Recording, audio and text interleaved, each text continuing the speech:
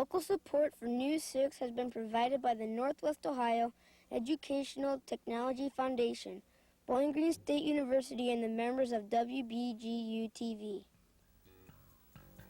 Hi! We're the 6th grade class of McComb Middle School, home of the Panthers. Welcome to News 6!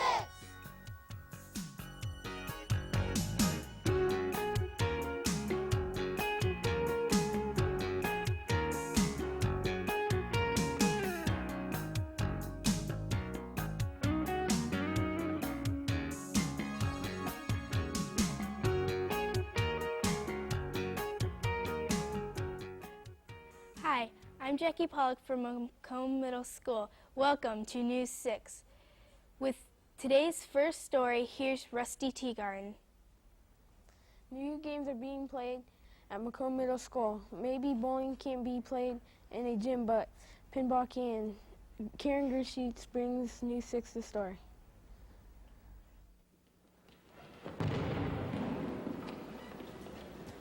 What are pinball tournaments?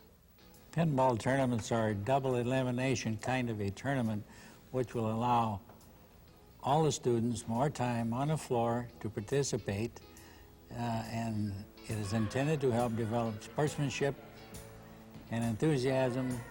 How is the game played? The game is played similar to a softball game. It has bases, except that the bases are pins, bowling pins. The batter's box has a pin also for home base, has a restraining line, and there are several ways that a batter can get put out in the game. The ball must roll flat on the floor to be a good pitch. And in scoring, when the batter kicks the ball and runs around the outside of the bases, he must make it all the way to the home pin before the players in the field knock each pin over from first, second, third, and into home. If he gets there before they knock the home pin over, it's a score. How did this game originate?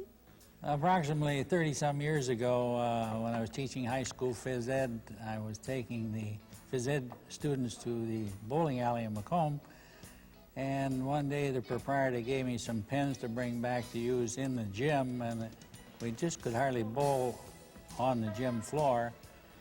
So substituting the pins for bases and developing rules for this game, and they have been modified over the years.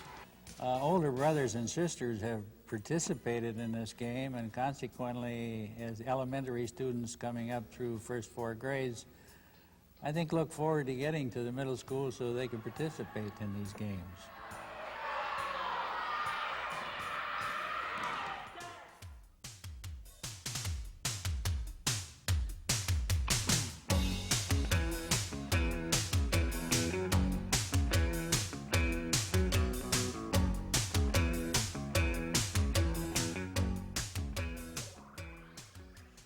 Today's News 6 is produced by the 6th grade class of McComb Middle School. McComb Middle School is located in Hoytville, about 7 miles northwest of Findlay. It was found in 1847 and has a population of 1,800. Our next story takes a look into the world of flag collecting. Brian Newcomer waves the red, white, and blue for the story.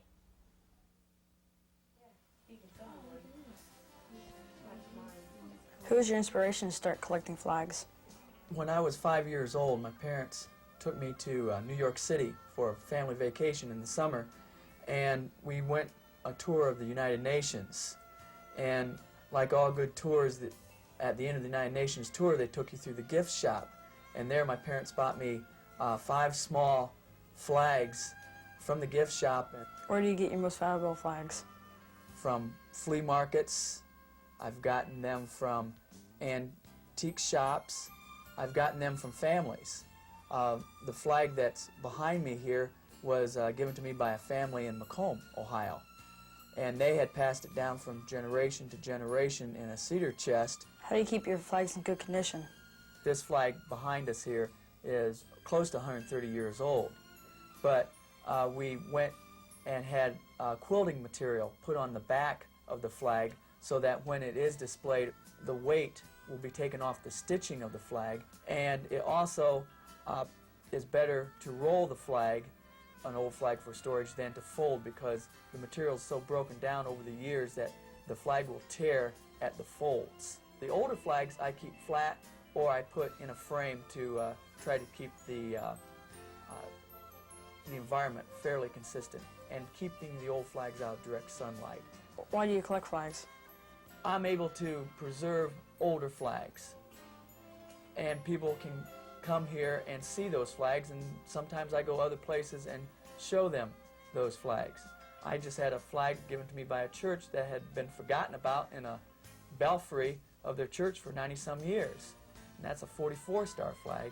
There's not a lot of places that have flags. It can tell you history, tradition, and culture of a people. Above and below. This week's Kids View question asks the 6th grade to rename their school. Here's what we came up with.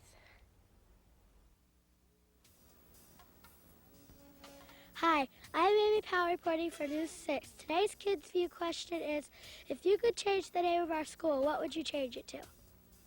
I would change the name of our school to Tatum Middle School because William Tatum was our principal for 30 years.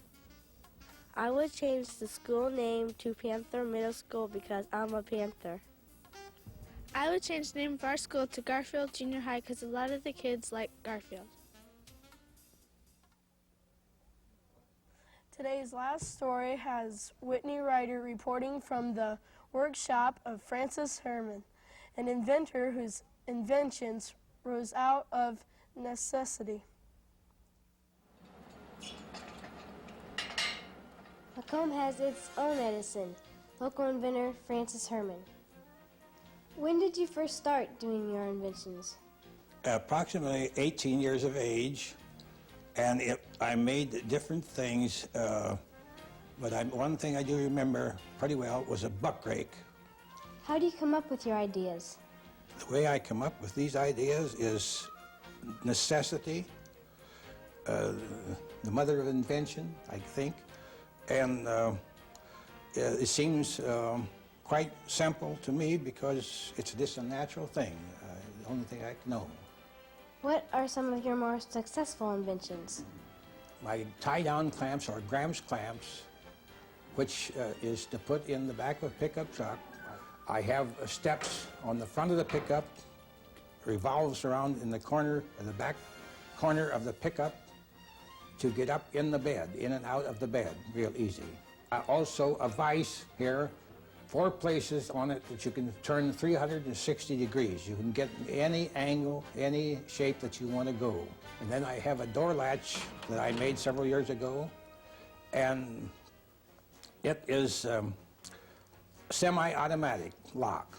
How do you think your inventions help the community? The necessity of other people needing something, and I did it maybe as much as anything to help my neighbors and the people of the country out.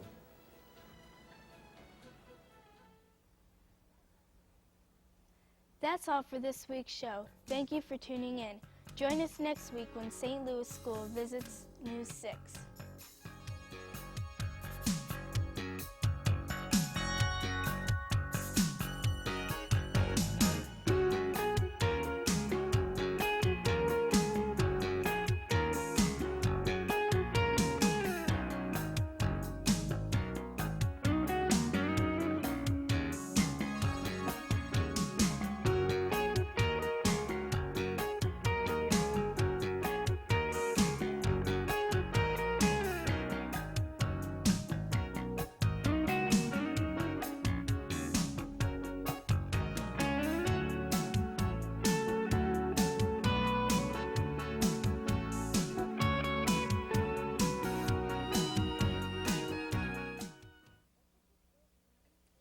Local support